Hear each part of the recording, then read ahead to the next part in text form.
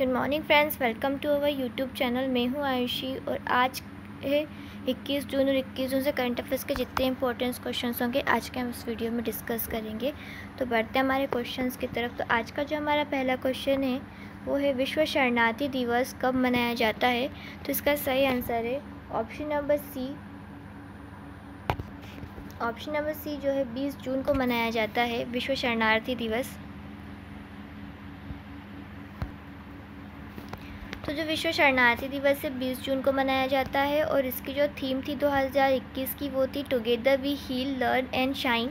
पहली बार जो विश्व शरणार्थी दिवस था वो 20 जून 2001 को मनाया गया था। 2019 संयुक्त राष्ट्र मानवाधिकार परिषद के अनुसार दुनिया में 68% शरणार्थी जो है सीरिया में है। मतलब अगर हम मिलियन से देखें तो 6.6 मिलियन शरणार्थी जो है वो सीरिया में पाए जाते हैं और वेनेजुएला में 37 मिलियन शरणार्थी होते हैं, अफ़गानिस्तान में 12.7 मिलियन और वेनेजुएला में 3.7, दक्षिण सूडान में 2.2 मिलियन है और म्यांमार में 1.1 मिलियन है देशों में है। और 2019 तक दुनिया भर में कुल 79.5 मिलियन जो है शरणार्थियों में से 26 मिलियन जो है 18 वर्ष से कम आयु के हैं। तो ये जो आंकड़ा दिया गया था ये संयुक्त राष्ट्र मानवाधिकार परिषद द्वारा दिया गया था, क्योंकि जो विश्व शरणार्थी दिवस है संयुक्त राष्ट्र मानवाधिकार परिषद द्वारा मनाया जाता है। और 2019 में संयुक्त राष्ट्र मानवाधिकार ने ये आंकड़े दिए थे जिनके अनुसार सबसे ज़्यादा जो शरणार्थी है वो सीरिया में होती है, क्योंकि सीरिया में काफ़ी सारे दंगे होते हैं और वहाँ पे मतलब मुसलमान में ही लड़ते हैं कि हम असली मुसलमान हैं, हम असली मुसलमान हैं। तो काफ़ी सारे जो लोग हैं वो वहाँ से माइग्रेट करने की कोशिश करते हैं। तो इसमें सबसे कम एज के जो होते हैं वो होते हैं 18 वर्ष से कम आयु के होते हैं। इसमें जो अगर याद रखने वाली बात यही है कि जो 2021 का जो थीम थी विश्व शरणार्थी दिवस की वो थी together we heal learn and shine. आज का हमारा सेकेंड क्वेश्चन है अंतर्राष्ट्रीय योग दिवस कब मनाया जाता है। तो इसका सही आंसर है ऑप्शन नंबर सी जो है 21 जून को मनाया जाता है। अंतर्राष्ट्रीय योग दिवस जो है 21 जून को मनाया जाता है और इसकी जो थीम थी 2021 की वो थी स्वास्थ्य के लिए योग, मतलब योग फॉर वेलनेस। और पहली बार ये दिवस जो है 21 जून 2015 को मनाया गया था और 11 दिसंबर 2014 को संयुक्त राष्ट्र महासभा ने 21 जून को अंतर्राष्ट्रीय योग दिवस या विश्व योग दिवस के रूप में मनाए जाने की जो है घोषणा की थी। 21 जून का साल सबसे लंबा दिन होता है और धरती पर सूर्य सबसे ज़्यादा समय पर रहता है। क्वेश्चन था कि 21 जून को ही क्यों विश्व अंतर्राष्ट्रीय योग दिवस चुना गया। तो क्योंकि 21 जून को दिन जो है सबसे लंबा दिन होता है और धरती पर जो सूर्य है काफ़ी लंबे समय तक रहता है। और पहली बार जो है अंतर्राष्ट्रीय योग दिवस वो 21 जून 2015 को मनाया गया था और इसे मान्यता मिली थी 11 दिसंबर 2014। क्वेश्चन नंबर थर्ड है हाल ही में खबरों में रही वरुणा और अस्सी नदियाँ किस भारतीय राज्य से होकर बहती है। हाल ही में वरुणा और अस्सी नदियाँ जो है भारतीय राज्य उत्तर प्रदेश से होकर बहती है। नेशनल ग्रीन ट्रिब्यूनल ने वाराणसी में वरुणा और अस्सी नदियों के कायाकल्प के लिए एक समिति का गठन किया है। ये दोनों ही गंगा नदी में मिलती है।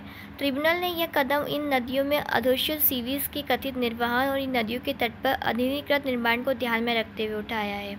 ये जो नदियाँ हैं वरुणा और अस्सी, इन दोनों नदियों में दूर से जो है नाले आकर बहते हैं और ये नदियाँ जो अंत में गंगा में मिलती है। तो इन दोनों नदियों के कारण जो है गंगा नदी भी प्रदूषित हो रही है।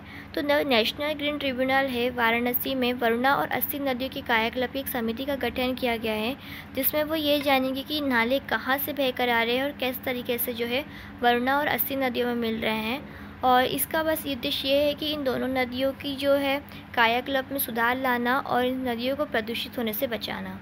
बढ़ते हैं हमारे नेक्स्ट क्वेश्चन की तरफ। तो इसमें जो क्वेश्चन था हमारा वो यही है कि दोनों नदियाँ जो है वरुणा और अस्सी भारत के कौन से राज्य से होकर बहती है। तो उत्तर प्रदेश से होकर बहती है और कहाँ पे जाके मिलती है तो गंगा में जाके मिल जाती है।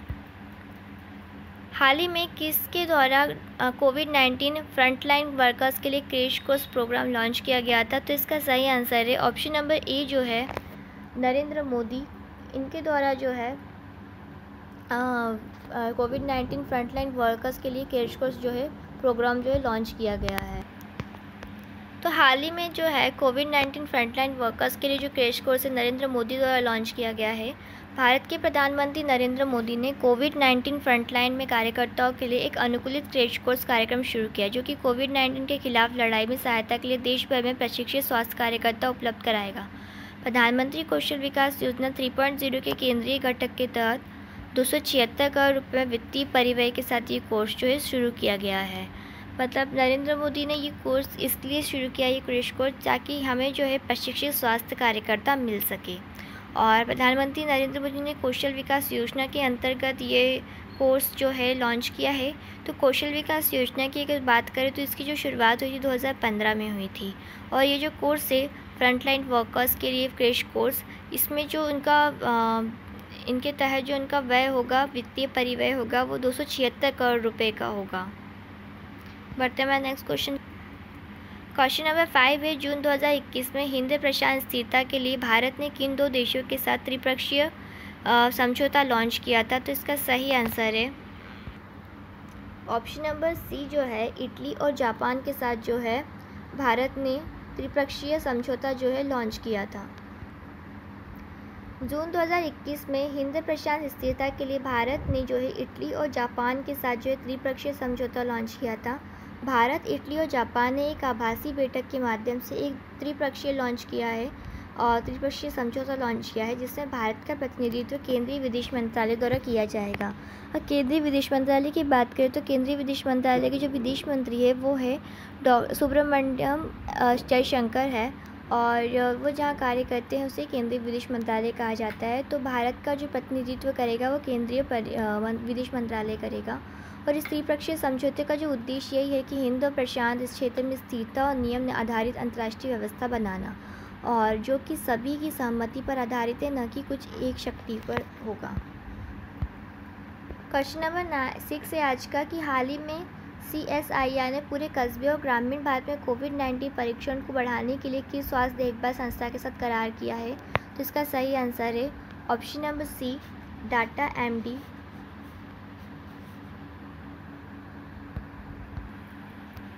हाल ही में जो है CSIR ने पूरे कस्बे और ग्रामीण भारत में कोविड-19 परीक्षण को बढ़ाने के लिए जो है डाटा MD स्वास्थ्य देखभाल संस्था के साथ जो है करार किया है। तो CSIR का जो फुल फॉर्म है वो है council for the scientific and industrial research ने डाटा समूह के स्वास्थ्य देखभाल उद्यम डाटा MD के साथ जो है साझेदारी की है। इस साझेदारी का उद्देश्य देश के टियर 2 और 3 के कस्बों और ग्रामीण क्षेत्रों में कोविड-19 परीक्षणों की क्षमता को जो है बढ़ावा देना। और इस साझेदारी के तहत टाटा MD चेक सार्स कोविड-2 परीक्षण जो है किट का उपयोग भारत में CSIR प्रयोगशाला में RT-PCR परीक्षण करने के लिए बड़े पैमाने पर किया जाएगा। तो इस समझौते के तहत जो कुछ होगा तो टाटा MD चेक सार्स कोविड-2 जो है परीक्षण किट का उपयोग भारत में जो है council for the scientific industrial research में जो है RT-PCR परीक्षण के लिए बड़े पैमाने पर किया जाएगा। और भारत ने जो है इस उद्देश्य से क्या है कि मतलब इस उद्देश्य की साझेदारी का उद्देश्य सिर्फ यही है कि टियर 2 और टियर 3 कस्बों और ग्रामीण क्षेत्रों में कोविड-19 परीक्षण की क्षमता को बढ़ाना है। क्वेश्चन नंबर 7 है विश्व सिकल रोग दिवस किस तिथि को मनाया जाता है? तो इसका सही ऑप्शन नंबर सी जो है 19 जून 2021 को मनाया जाता है विश्व सिकल सेल योजना। और जनजातीय मामलों के मंत्रालय ने 19 जून 2021 को विश्व सिकल सेल रोग दिवस मनाने के लिए फिक्की, नोवार्टिक्स, पिरामिल फाउंडेशन, ओपेलो अस्पताल, NCCO और GSCDO के साथ साझेदारी में भारत के सिकल सेल रोग पर दूसरा ऑनलाइन राष्ट्रीय सम्मेलन आयोजित किया है। अगर हम सिकल सेल की बात करें तो सिकल सेल एक एनीमिया सामान्य हीमोग्लोबिन के कारण होने वाली रक्त की अनुवांशिक बीमारी है। अनुवांशिक से मतलब है अगर आपको घर में किसी मेंबर को है तो जाहिर सी बात है वो आपको भी होगी ही। और ये एक प्रकार की ब्लड से होने वाली बीमारी है सिकल सेल एनीमिया से ही आप देख सकते हैं कि एनीमिया मतलब हीमोग्लोबिन की कमी और असामान्य हीमोग्लोबिन के कारण होने से होता है। अगर हीमोग्लोबिन का लेवल अगर ऊपर नीचे या किसी प्रकार के जो हीमोग्लोबिन होते हैं उनमें किसी प्रकार की प्रॉब्लम्स आने लगती हैं, कुछ अलग प्रकार की शेप और आकृति बनने लगती है, तो उसे सिकल सेल एनीमिया कहा जाता है। हाल ही में क्वेश्चन नंबर 8 है हाल ही में किस देश में देवसाना डायमंड कंपनी द्वारा दुनिया का तीसरा सबसे बड़ा हीरा खोजा गया था? तो इसका सही आंसर था ऑप्शन नंबर जो है सी जो है इसका सही आंसर है बोत्सवाना में। बोत्सवाना काफ़ी फेमस जगह है। बोत्सवाना को अफ्रीका में हीरो का सबसे बड़ा उत्पादक कहा जाता है और 1098 कैरेट वज़न के हीरे का पता चलने के बाद उसे राष्ट्रपति मोगोत्सुक मसीसी को भेंट दे दिया गया। इसका वजन तो था दुनिया के दूसरे सबसे बड़े हीरे 1109 कैरेट के लेस्ली लॉरोना हीरे से थोड़ा कम है, जो 2015 में बोत्सवाना में पाया गया था। और दुनिया का सबसे बड़ा 3106 कैरेट क्लिनिन का हीरा था, जो 1905 में दक्षिण अफ्रीका में पाया गया। इसके अंतिम मूल्य का अनुमान अभी जारी नहीं किया गया है। दुनिया का दूसरा सबसे बड़ा जो था 1109 कैरेट का लेस्ली लॉरोना हीरा $53 मिलियन में बिका था।